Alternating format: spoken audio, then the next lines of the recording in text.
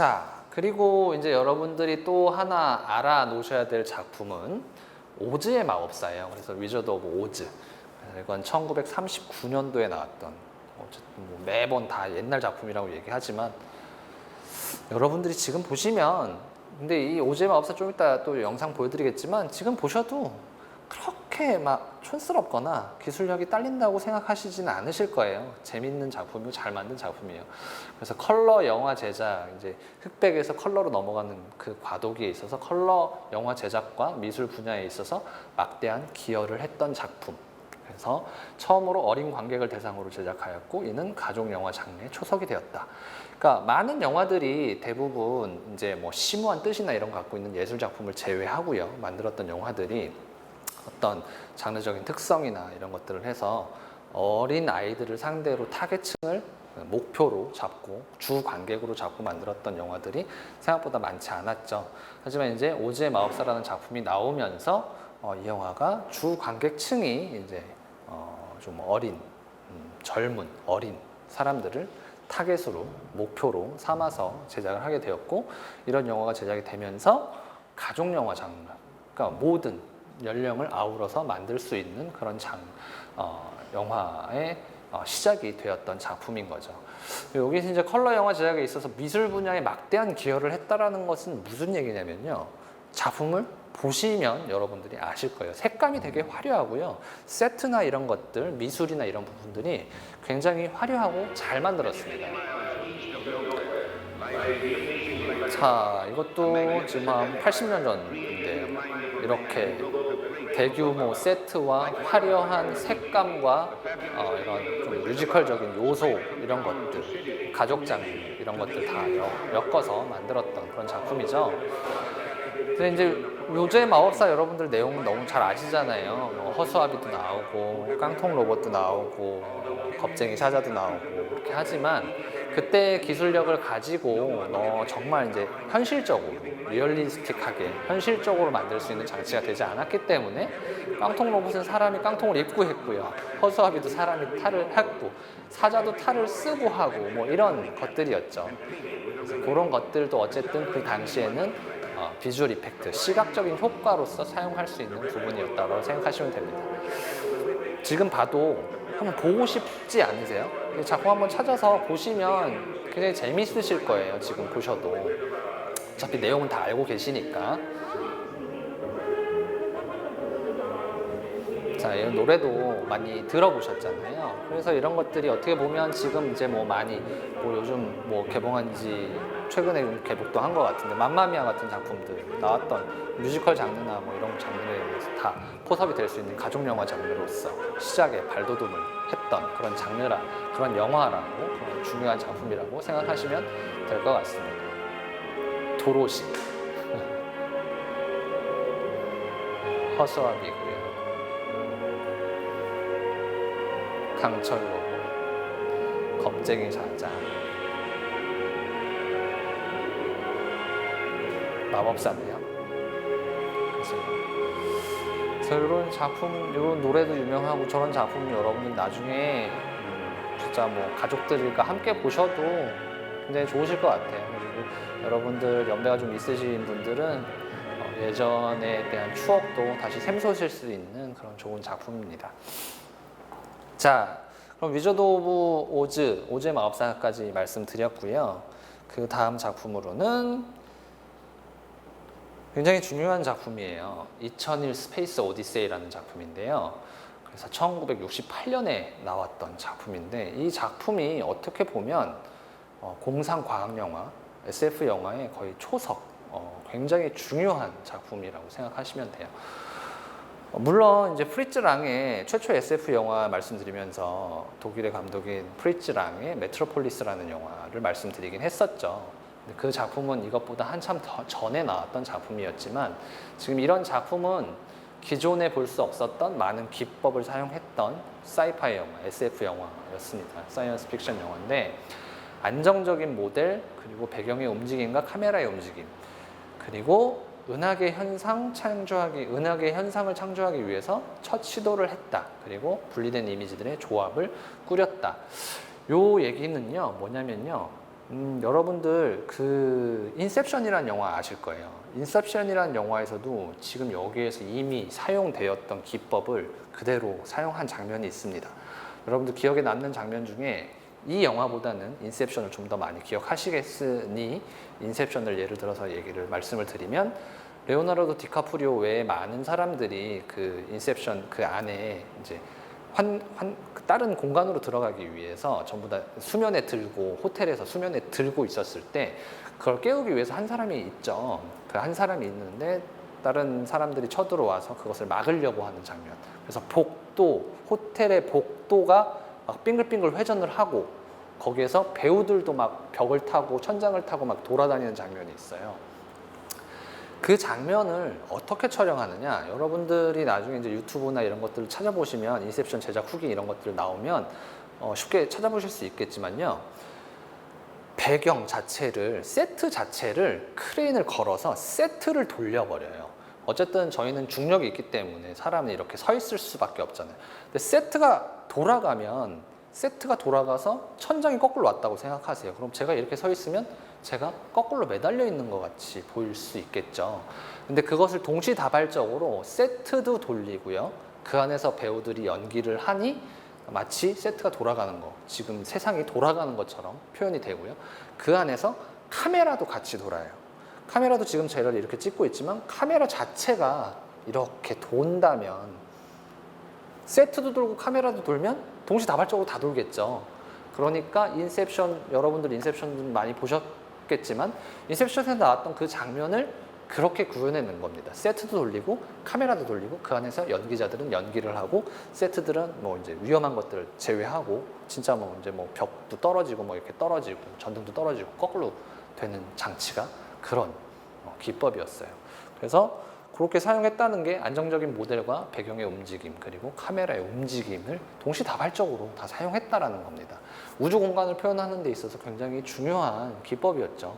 좀 이따 영상을 보시면 저걸 어떻게 저때 저렇게 만들 생각을 했을까? 지금도 저렇게 찍기 힘들 건데 라는 생각 한번 하실 겁니다. 은하계 현상을 창조하기 위해서 첫 시도를 했다. 그래서 그러니까 은하계의 그 현상들을 표현하기 위해서 이렇게 우주가 이렇게 돌아가는 현상이나 뭐 이런 것들 있죠. 태양계가 움직이는 현상이나 뭐 이런 것들. 그 우주 공간을 표현하기 위해서 첫 시도를 했던 작품이에요. 스페이스 오디세이라는 작품이 이제 뭐 우주 공간에서 일어나는 일들이기 때문에 그걸 표현하게 첫 시도를 했다는 것도 굉장히 중요한 역할 중에 하나였고요. 그리고 분리된 이미지들의 조합. 이제 여기에서는 굉장히 영어를 많이 써놔서 설명을 했는데요. 제가 이거는 말로 설명하는 게 훨씬 글보다 편리하실 것 같아서 그냥 분리된 이미지들의 조합이라고만 써놨어요. 그것은 뭐냐면요. 스페이스, 그 우주 공간을 촬영하기 위해서는 되게 광범위한 범위를 촬영해야 되잖아요. 그렇기 때문에 카메라의 프레임에 한계가 있기 때문에 이렇게 한 장면만 이렇게 찍으려면 굉장히 그 안에 표현할 수 있는 화각이라든지 이런 장치들이 표현할 수 있는 방법들이 되게 한계가 좀 많죠. 그렇기 때문에 그 광활한 우주를 표현하기 위해서 이렇게 부분 지금 여러분들 뭐 이렇게 합성하는 뭐 그런 어플리케이션도 있죠. 쉽게 생각하시면. 그래서 지금 여러 군데 이렇게 한 장 찍어내고 여기에 맞춰서 여기 한 장 찍어내고 이렇게 맞춰서 여기 한 장 찍어내고 그래서 그 찍어낸 이미지들이 이렇게 붙여갖고 광활한 그런 스케일의 그런 사이즈들을 구현해낸 것들이 분리된 이미지들의 조합이라는 뜻입니다. 그래서 여러 가지 분리되어 있는 것들을 한 번에 뭉쳐가지고 굉장히 광활한 우주를 표현할 수 있었던 방법 중에 하나였죠. 그래서 이제 스페이스 오디세이도 어떤 작품인지 여러분들 한번 보시죠.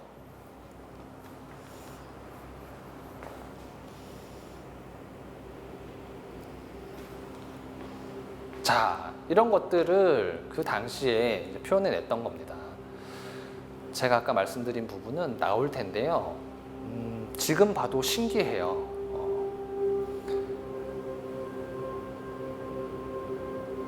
이 노래 또 많이 들어보셨죠?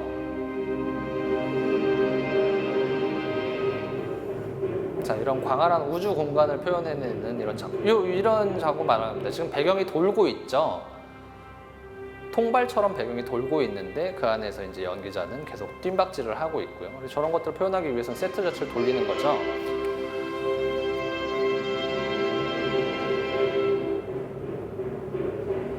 이 작품은 이제 스탠리 큐브릭이라고 하는 감독이 만들었는데요. 스탠리 큐브릭이라고 하는 이 감독도 천재 감독 중에 한 명이에요. 그래서 이 작품뿐만 아니라 수많은 작품들이 있는데요.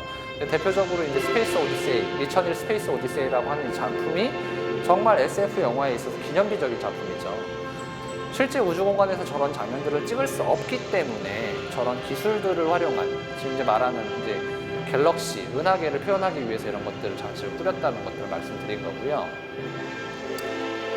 이 작품은 조금 분량이 깁니다. 2시간이 좀 더 넘는 작품인데요.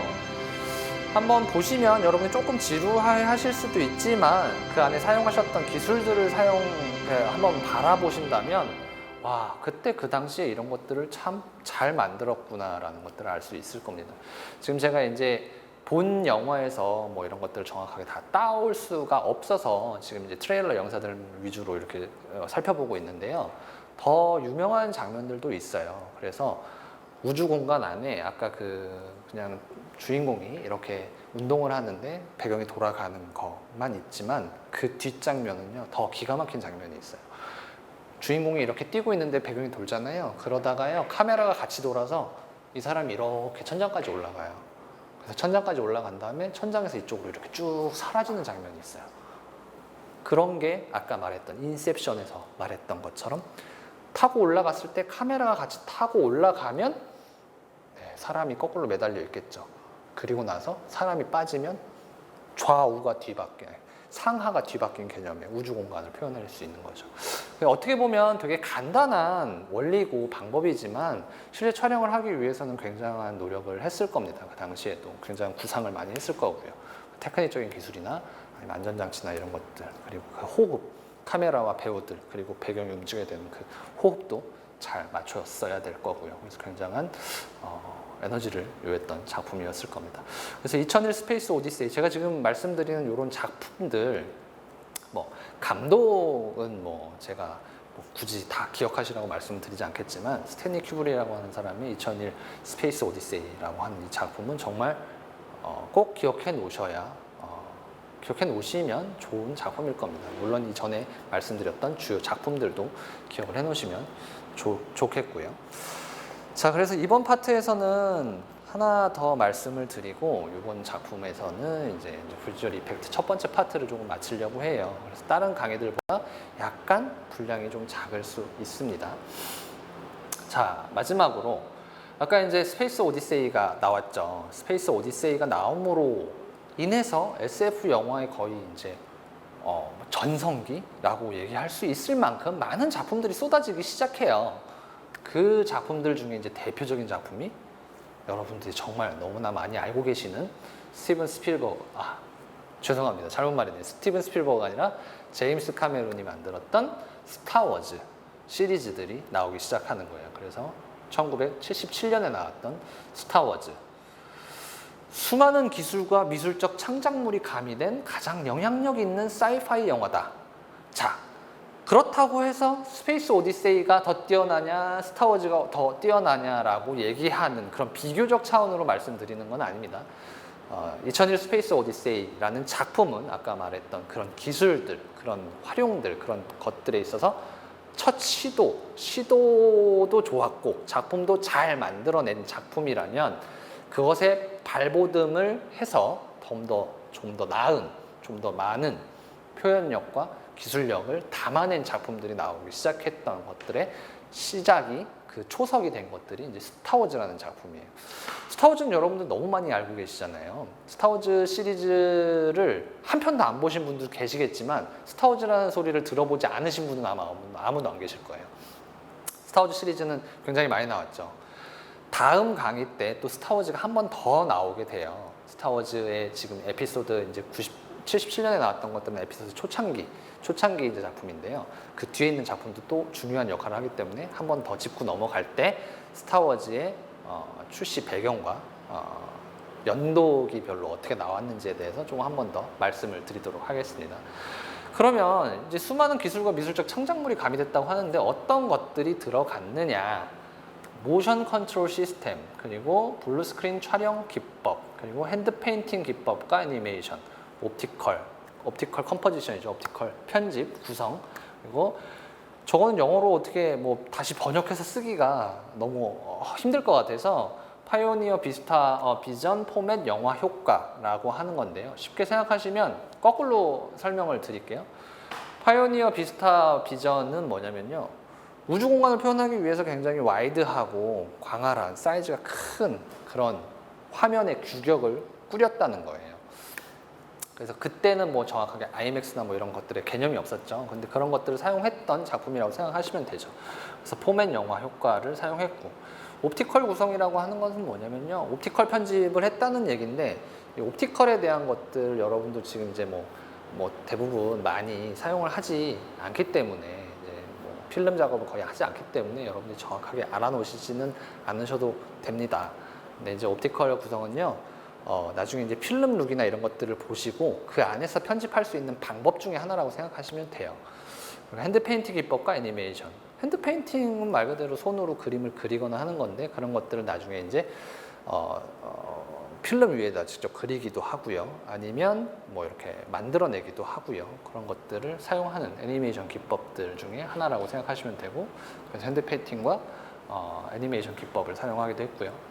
블루 스크린 촬영 기법은 제가 이제 첫 강의 때 뭐 방송, 영화, 기술도 잘 알아야 된다 이런 것들 말씀드리면서 블루 스크린 대신 이제 그린 스크린을 사용했던 매트릭스의 한 장면을 한번 보여드렸죠.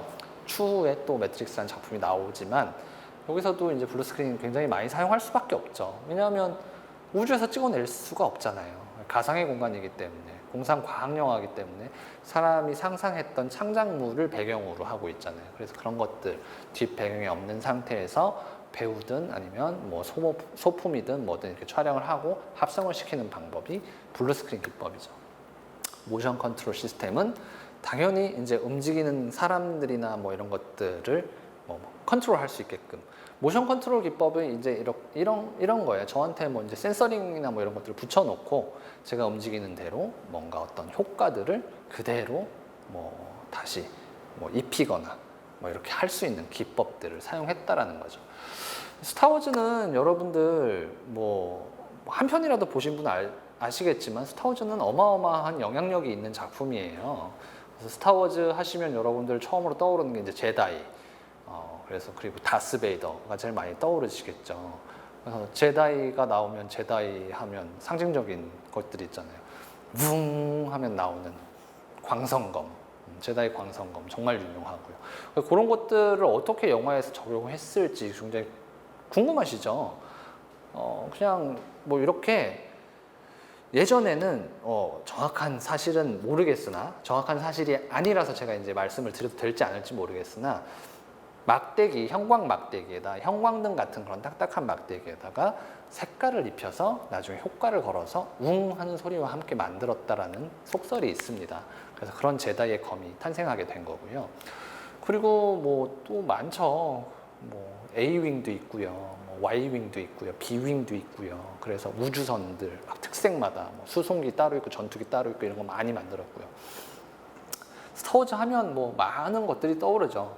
또 스타워즈의 타이틀 올라가는 장면 있잖아요. 스타워즈 처음 시작할 때 뭐 은하계 몇 년 뭐 제다이국과 뭐 연합군은 뭐 어떻게 됐다 하면서 이렇게 화면에서 이렇게 여기서부터 이렇게 자막이 이렇게 거꾸로 이렇게 쫙 올라가는 그런 방식들을 꾸하기도 했고요. 타이틀로 입히기도 했고요. 그래서 그런 것들을 보시면 여러분들이 스타워즈는 정말 어마어마한 작품이죠. 제임스 카메론이 만들었던 시리즈로 얘기하면 지금 에피소드 7번, 8번, 거의 9번까지 나오고 있는, 시간으로 따지면 77년도니까 80, 90, 2000, 2010 거의 40년이 넘는 기간 동안 계속 제작되고 있는 작품이죠.